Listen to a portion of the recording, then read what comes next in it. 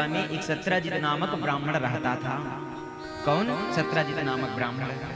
कहा कि 17 हकीम करोड़ ब्रह्मांड, एक सत्राजित नामक ब्राह्मण रहता था। और ये सत्राजित क्या करता था? ये सत्राजित हमेशा मेरे कन्हैया से द्वेष करता था, कृष्ण से द्वेष करता था। कैसा द्वेष? किसके पास हीरे मोती सोने चांदी का महल है और मेरे पास कुछ नहीं है। जब जब कन्हैया की प्रसिद्धि को देखता ये सत्राजित महाराज उनसे द्वेष करता, उनसे ऐसा द्वेष करता कि काश मैं इनसे बड़ा क्यों नहीं हो गया। प्रत्येक दिन यही चेष्टा करता कि मेरे पास भी इतना धन होता तो मैं इनके बराबरी में आज होता। अब वो बराबरी में महाराज रहने का चेष्टा करता कि हम भी इनके जैसे बन जाते, हमें भी समाज में मान प्रतिष्ठा मिलता। तो भैया किसी के चाहने से नहीं होता है, उनके जैसे बनने से पूर्व उनके चरित्रों को स्वीकार करना पड़ता है। केवल धन संपदा अर्जन कर लेने से व्यक्ति के समान नहीं होता है, अपितु उनके अंदर जो चरित्र भरा हुआ है ना, वह चरित्र को अर्जन करने से उनके समान बनता है। जैसे आज हम लोग कहते हैं ना भैया थोड़ा सा हमारे पास धन इत्यादि आ जाए तो हम भी अंबानी बन जाएं। अब उनके जैसे बनने की चेष्टा तो कर रहे हैं, लेकिन उनके परिश्रम को नहीं देख रहे कि भैया कितना परिश्रम किया होगा वो, और बस चेष्टा तो इतना रखते हैं कि नहीं कहां से कहां बन जाए। जरूर बनेंगे, लेकिन भैया पहले उनके परिश्रम को देखो कि वह क्या क्या परिश्रम किया, कैसे परिश्रम किया होगा, तब जाकर के इतने ऊंचे लेवल में बैठा होगा। लोग कहते हैं कि भैया बस स्वामी विवेकानंद बन जाए, तो ऐसे नहीं बनते विवेकानंद जी। विवेकानंद भी बनने के लिए ज्ञान अर्जन करना पड़ता है। उनके ज्ञान को आप अर्जन करोगे तो एक दिन आप उससे भी बड़े बन जाओगे, उनके समान। बस उनके चरित्रों को स्वीकार कीजिए। कथा में भी सुखदेव जी महाराज राजा परीक्षित को क्या सुनाया? कन्हैया के चरित्रों को सुनाया। उनके चरित्रों के वह कैसा एक क्या किया है, केवल आप इनके भाव को श्रवण करो कहा है। भाव को, वह जो भाव को श्रवण कर लेता है वही सच्ची कथा को सुनता है। कथा तो सब सुन रहे हैं, कथा तो वही है। कथा आप भी पढ़ रहे हैं, कथा हम भी पढ़ रहे हैं, सब पढ़ लेते हैं। कथा पढ़ने से नहीं होता प्यारे, कथा के अंदर जो भाव छिपा होता है ना, वह भाव को स्वीकार करना होता है, भाव को ग्रहण करना पड़ता है, तब कथा सार्थक होता है। आज कहते हैं भैया हमारे बच्चे राम बन जाए, हमारे बच्चे श्याम बन जाए, और राम श्याम तो बनाना सब चाहते हैं। कोई राम के उनके चरित्रों को सुनाते हैं क्या कि बेटा तुम राम बनोगे, एक दिन उनके जैसे तुम काम करोगे, पहले उनके चरित्रों को सुन लो। कितना परिश्रम किया, परिश्रम सबको करना पड़ता है। हमारे राम जी भी परिश्रम किए, कठोर परिश्रम किए। 14 वर्ष तक के बाद तो घर से बाहर रहा, और 14 वर्ष घर से बाहर रहा। और जब भैया देखो घर से गए थे तो केवल और केवल राम बन करके गए थे, केवल राम बन करके। और जब वहां से लौटे तो क्या बन करके लौटे? मर्यादा पुरुषोत्तम राम बन करके लौटे।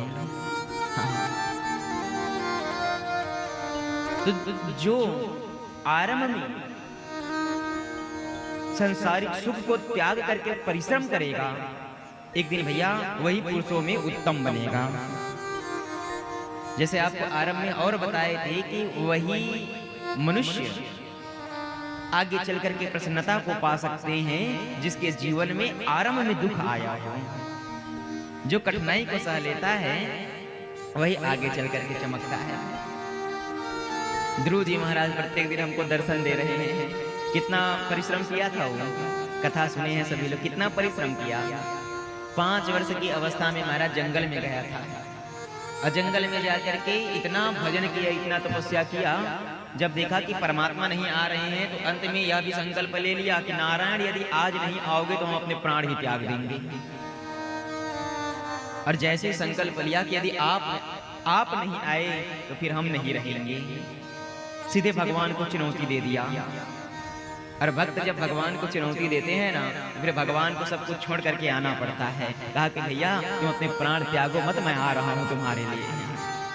और आया, और आकर के जब परमात्मा आया तो उन्होंने क्या स्थान दे दिया? कहा कि तुझे राजा बनने का चेष्टा था ना, देखिए कहा था कि मैं राजा बनूंगा, परमात्मा कहने लगे बेटा तुझे राजा बनना है, ले मैं तुमको राजा बना देता हूँ, लोक और परलोक दोनों स्थान पर तुमको राजा बना देता हूँ।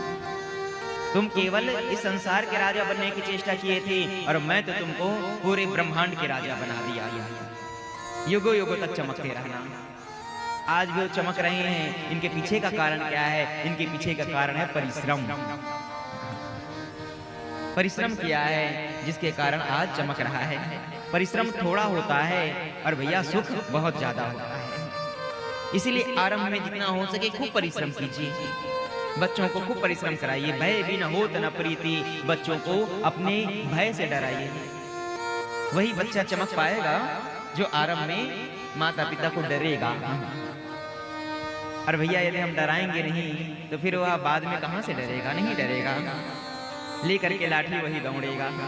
जैसे धुंधकारी की कथा आरंभ में सुने थे। धुंधकारी की कथा सुने थे, क्या हुआ था आरंभ में? भैया एक ही तो पुत्र है, अभी खर्च नहीं करेगा तो कब करेगा? अभी बदमाशी नहीं करेगा तो कब करेगा? अभी खेलने खालने का समय है, खूब खिलाया, खूब पिलाया, खूब बदमाशी किया। और ऐसा बदमाशी किया तो मरते दम तक बदमाश बन गया। अभी इसके पीछे देखो कारण किसका है? क्या बच्चे को कोई दोष देंगे? बच्चे का दोष नहीं है। दोष तो आरंभ में भैया जो उसको पालने वाले हैं उनका दोष है। उन्होंने ऐसा लत लगा दिया था। आरंभ में जो जैसा पाएगा वैसा करेगा। आज कैसे माताएं बच्चे छोटे होते हैं, गोद में है, ठीक से चलना भी नहीं जानते हैं, थोड़ा रोया क्या एक महाराज मोबाइल लेके पकड़ा दिए।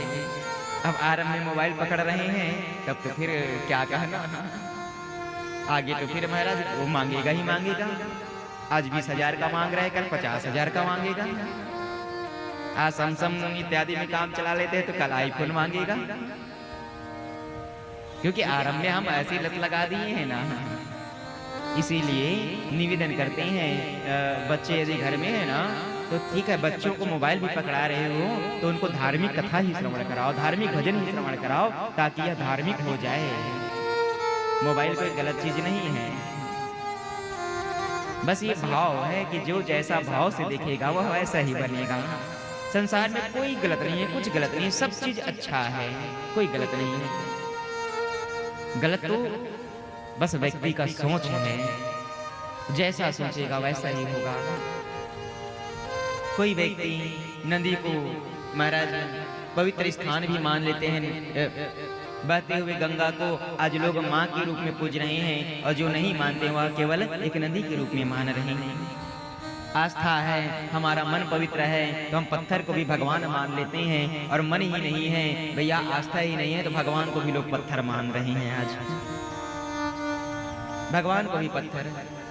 आज लोग कहते हैं ना, कहाँ इन सबका पूजन कर रहे हो, कुछ नहीं मिलता, ऐसा लोग कहते हैं क्योंकि वह ऐसे सोच रहे हैं। तो ये सब में हमको नहीं जाना है, केवल हमें शास्त्र सम्मत जाना है कि जैसा हम सोचेंगे वैसे ही मिलेगा हमें। हम परमात्मा को जैसा बुलाएंगे परमात्मा भी वैसा ही आएगा। भगवान नारायण और भगवान श्री में कोई भेद नहीं है। किशोरी जी और कालिका भवानी में कोई भेद नहीं है सुनिएगा। भगवान नारायण ही वह कभी शिव बन जाता है, कभी वही हनुमान बन जाता है, कभी वही राम बन जाता है। ये एक है। देखिए नारायण कृष्ण बन करके आए, नारायण ही कृष्ण बन करके आए और कृष्ण ही अपने स्वरूप से राधे रानी सरकार को बना दिया। और राधा कृष्ण ये अलग नहीं है, एक शरीर है ना।